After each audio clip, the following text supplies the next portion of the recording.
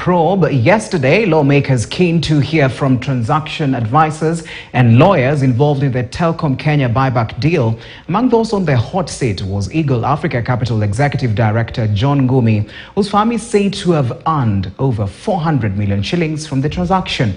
Our reporter Jimmy Mbogo spoke to Mr. Ngumi after the grilling by Parliament, and this is what he had to say. The transaction had to happen because the investor had reached the end of their patience with certain things that had happened, promises that had not been made, had not been kept, and a feeling that nothing would change. Private equity investors, like many other investors, but especially like all financial investors, are very clear. We run a portfolio of, in their mind, they run a portfolio of companies.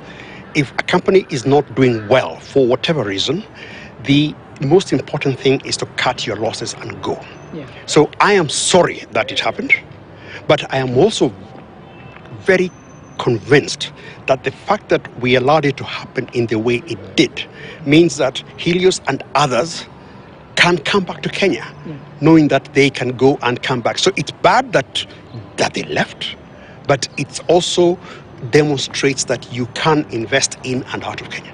All right, now if the transaction had gone through, how to stand to gain in terms of return on investment? Oh, how high is the sky?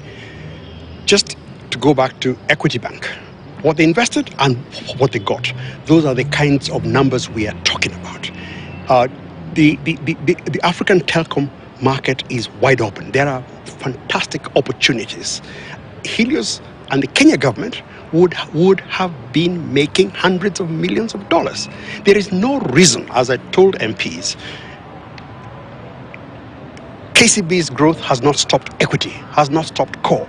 There is no reason why Safaricom, Telkom, Airtel, whoever cannot coexist if we give them the right incentives and do the right things. So my